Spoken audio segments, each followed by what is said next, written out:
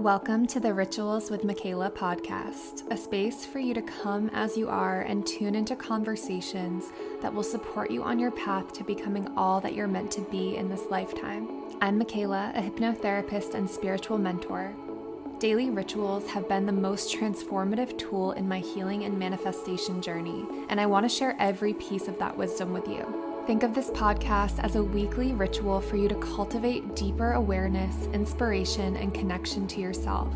And most importantly, every episode will leave you with a simple ritual to integrate and embody everything you've learned. Whether you listen with your morning coffee, on your drive to work, or while you move your body, wherever you are, just take a deep breath, tune in, and turn this into your own special time just for you. Hello, my loves, and welcome back to the Rituals with Michaela podcast. Today, we are going to be talking about self-love, and before you run away, I used to pretty much run away from anyone who would preach about the importance of self-love. It felt like this fluffy concept that was just like, yeah, sounds good in my mind, but was really, really hard to even imagine feeling towards myself. It was hard for me to even imagine embodying this version of me who loves myself fully. And I want to talk about my personal stories with learning to hate myself, learning to be extremely hard on myself, and what led me to have this voice of self-hatred and just really nitpicking every little thing that I was doing, to the point where self-love felt like so unachievable to me. And I want to dive into this topic because when I discovered what self-love really means and the actual importance of it and how many doors and opportunities and relationships it would open up for me in my life, I kind of realized that underlying every single thing we want, the main thing that is blocking us from getting there is not having self-love, not having this relationship with yourself where you view yourself as capable and worthy and deserving of having the things that you want. So let's get started by diving into my personal story around this. I was talking to a client the other day, and I was talking about finding the moment when you realized that in order to survive, you had to be hard on yourself. And I remember this so vividly that there was something in my mind that shifted around the age of 10 or 11. I just remember feeling like everything about me was wrong. And that obviously stemmed from a childhood where I was trying to be myself, trying to fit in, trying to find where I belonged in the world. And it just felt like no matter what I did, it was never enough. And I think these beliefs were created for a multitude of reasons. I think number one, we live in a society that is always trying to convince you in every way possible that who you are is not enough. And you just need to buy one more product, lose 10 more pounds, or shift something drastically in your life in order to feel deserving. And what this does is it turns us into consumers. We want to buy the diet plan. We want to buy the new clothes, the makeup, the skincare, all of these different things in order to feel like we can love ourselves. And it's this never-ending pursuit that we are usually pushed onto very early in our lives without even realizing it. And so I think that had a lot to do with it. And then just being surrounded by a lot of people who are buying into that narrative. And I just remember being like 10, 11, 12 years old. I'm not exactly sure what age, but I remember the stage of my life, which was that I was starting to become a teenager. And I felt that everything that could possibly be wrong with me was wrong with me. When I looked in the mirror, I just picked apart my body and I started overanalyzing every single curve, every single mark, every single perceived imperfection. I would just train my mind to zoom in on it so that I would know what it is that I have to change in order to feel deserving of what I want, in order to feel lovable and worthy. And that was just like one example of body image. There were also so many instances where I would find myself in these social settings, no longer grounded in my body, but up in my mind, so concerned about what is the right thing for me to say? What is the right way for me to hold my body? Where should I be making eye contact? Just this moment in my life where I stopped being present and I started dissociating from these situations so I could analyze them and make sure that I didn't do anything wrong. And I think this stemmed a lot from just, like I've shared in the past, feeling so out of place, feeling like I had a lot of moments where I was really embarrassed with myself and the things that I said and the things that I did. And also just feeling like I was not at all where I wanted to be or who I wanted to be in my life. So at the time, I believed that this voice was helping me. I wasn't really like super aware of it like I am right now. It was just kind of playing on autopilot every single morning. I would wake up and think about what I did wrong the day before so that I could make sure that this day that I would try my hardest to be perfect and to succeed in my life. And the program that was playing, the words in my mind were not, oh, it's okay, Michaela, we'll try better today. You know, we'll eat differently, we'll move our bodies, we'll do this, we'll do that. The program was very self-deprecating. It was being incredibly mean to myself and hard on myself in the hopes that that would give me the motivation to change. And I think it's really common to believe that being extremely hard on yourself will lead you to want to make changes.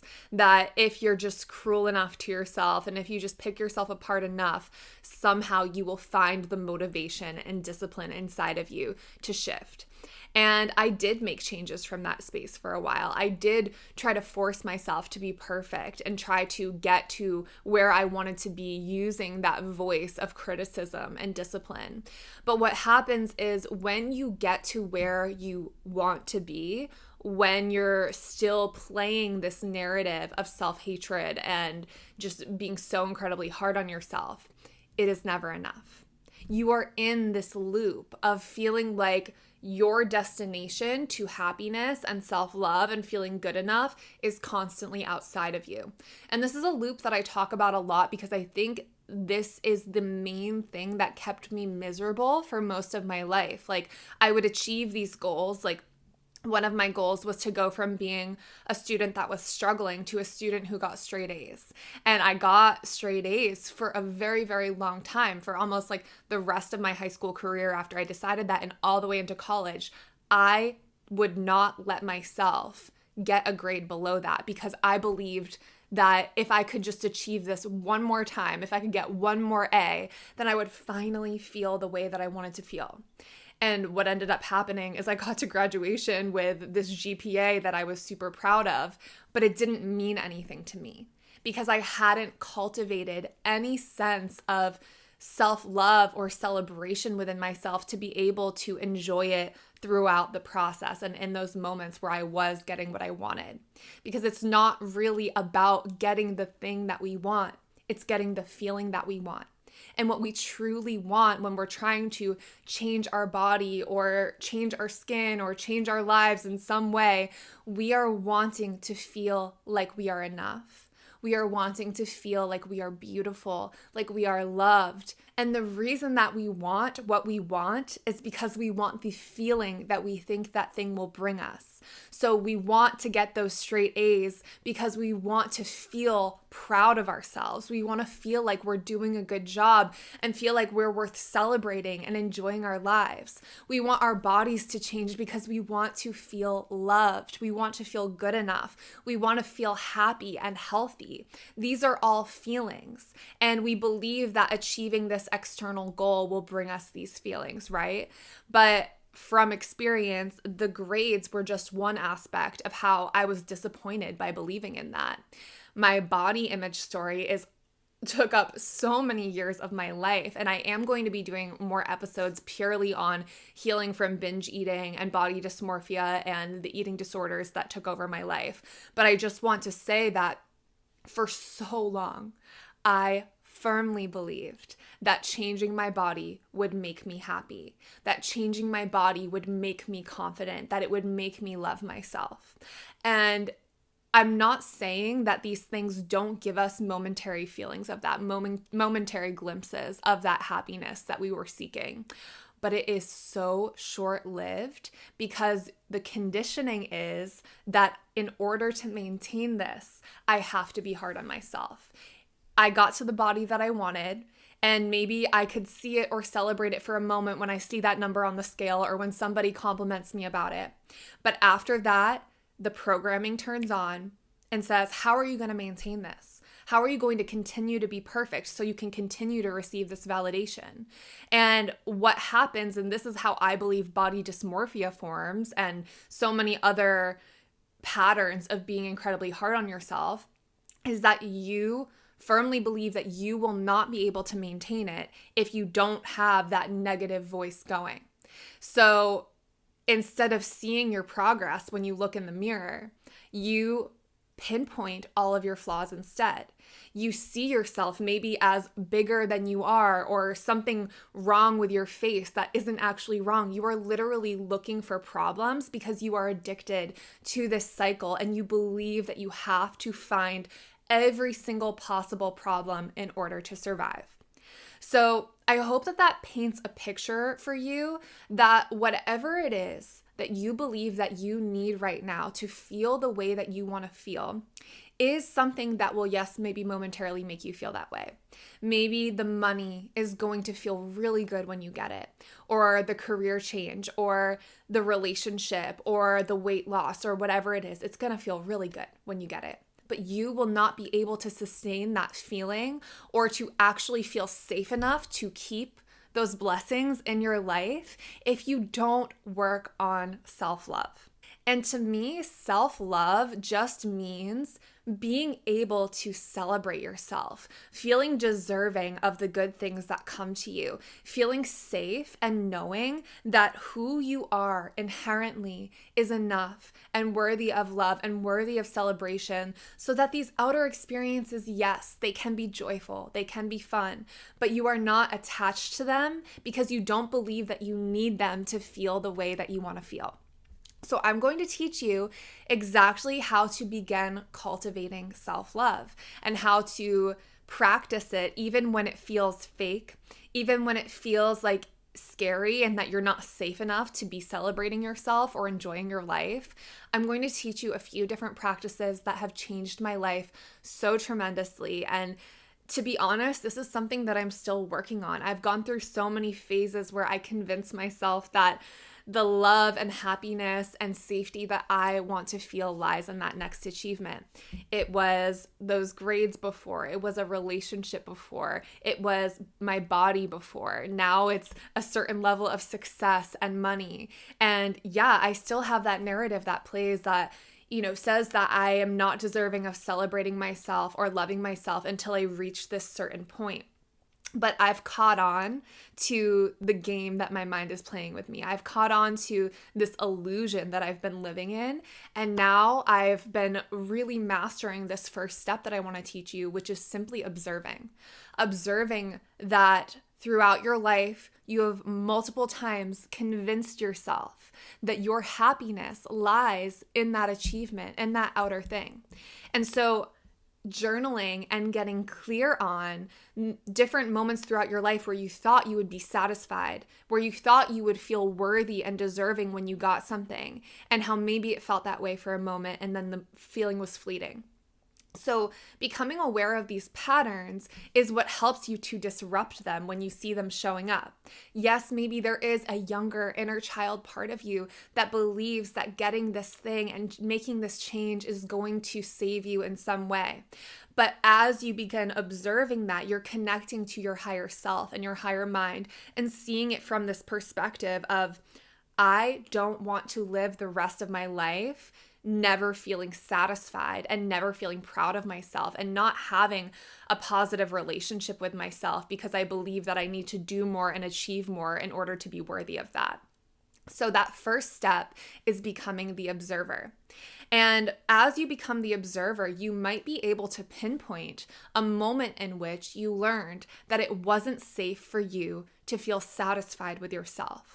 It wasn't safe for you to be kind to yourself or to celebrate yourself because that would mean that maybe you wouldn't fit in, or that you wouldn't make the friends, or you wouldn't get the boyfriend or the relationship or the body that you wanted, and that your goals were so important to you that you learned that you had to be hard on yourself in order to get them. So pinpointing that moment and working with that younger version of you. So for me, I'm often working with my inner 12, 11-year-old and just telling her it's safe for us to celebrate this. It's safe for us to celebrate small wins and to celebrate who we are in this moment, even if my body doesn't feel perfect, or if I'm not getting the money or the success or the likes on social media or whatever it is safe for me to celebrate myself. And it is safe for me to tell myself that I am doing a good job because I want to enjoy the process of my life unfolding. I don't want to live for the next achievement where that feeling is fleeting. I want to cultivate this feeling within me. And so whenever I feel those feelings of resistance or wanting something to have happened yesterday that I really want to manifest, I tune in to my inner 11 or 12-year-old and I just speak to her and I say, I know you really want that thing. You really believe that maybe there's something wrong with us, that something is wrong with me that is preventing me from getting it. And I just soothe her and I talk to her, and it might feel woo-woo or out there to like have conversations with yourself, but trust me when I tell you that your inner child is inside of you. It is a part of you. And that version of you, that younger version of you, has been waiting to hear from a loving adult that it is safe for her. It is safe for them to be who they are. And so the more that you can practice this, at first it's going to feel very uncomfortable. And your inner child, this part of you, is going to resist hearing these things. It's going to resist wanting to receive and open themselves up to love because maybe that doesn't feel safe for them. But you're going to do it anyway. And you're going to show up and you're going to talk to yourself in those moments and become so incredibly aware of this internal voice. Because trust me when I say, the more practice you have with becoming aware of it, you're not going to let any thought slip by your awareness that brings you back into that old programming and back into that negative spiral. So the second thing that you are going to do is you are going to start rewiring your subconscious mind to believe that it is safe for you to love yourself. And this can be as simple as every single morning looking at yourself in your eyes in the mirror. You can pick one eye because it's hard to focus on both. But you're going to look at yourself in the mirror and you're going to say, I love you. I love you. I am proud of you. I am doing a great job. I am so proud of myself. And just continue to speak those words of affirmation while looking directly into your eye. And you will feel a difference in time. I promise you, it's going to feel uncomfortable at first. It's going to feel like you maybe even have a block to feeling the resonance of those words or to believing it.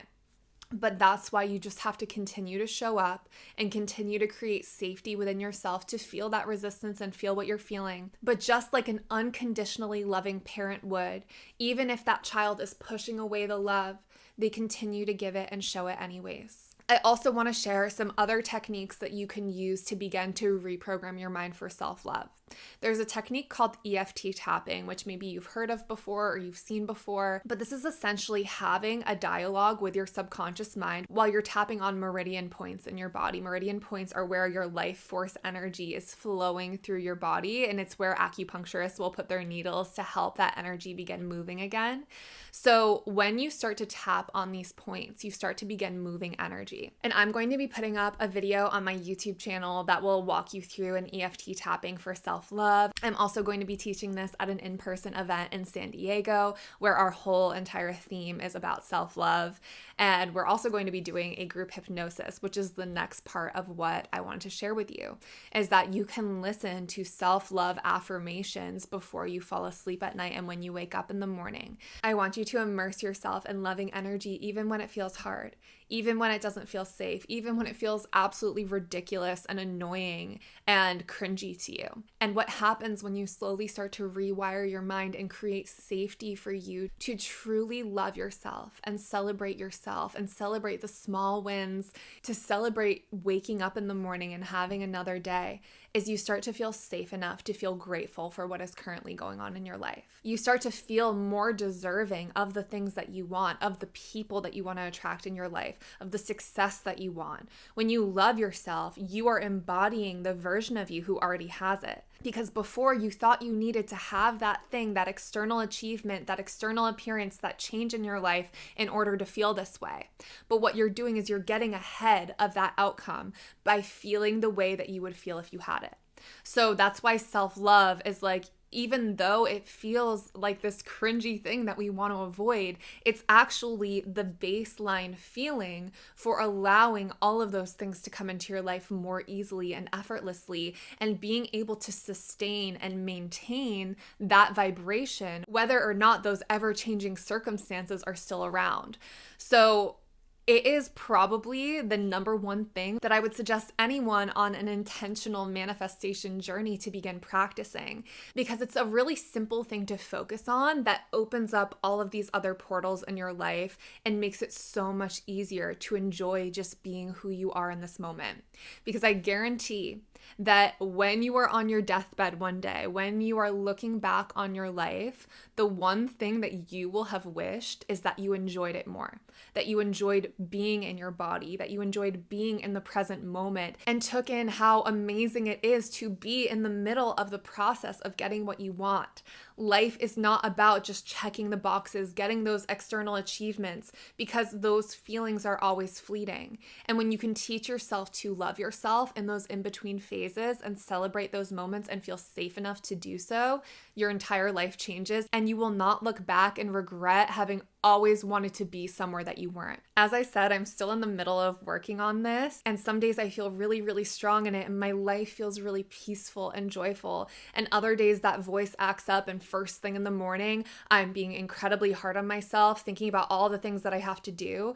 And to me, the paradox of all of this is enjoying the process of learning how to love myself. So I just want to encourage you to not strive for perfection with this, but to strive to commit to this, because you know it's one of the most important things that you can commit to in your life. So let's tie this all together with a ritual for you to be able to truly start to practice and embody self-love. And the first step to this ritual will definitely be those journal prompts of cultivating that self-awareness, becoming the observer of this inner dialogue, where it started and what this younger version of you is needing to feel safe again. And the second part is going to be the mirror work, where you wake up every morning, look yourself in the eye, and say, I love you, and positive encouragement towards yourself, as well as maybe trying out my EFT tapping video that will be up on YouTube. Thank you guys so much for tuning into my podcast. It means more to me than you could ever possibly know. And if you enjoyed this episode and you want to leave me a review, make sure that you send me a screenshot to my Instagram DMs, because I'm offering 20% off to my online shop full of hypnosis recordings, meditations, affirmations, and so much more. Your name will also be added to a raffle to win a personalized daily ritual that will include your own hypnosis recording, journal prompts, and everything that you need that is specific to your situation of what you're going through and what you're wanting to manifest. The raffle winner will be announced in late October of 2023. And thank you guys so much again for listening, and I'll see you in the next episode.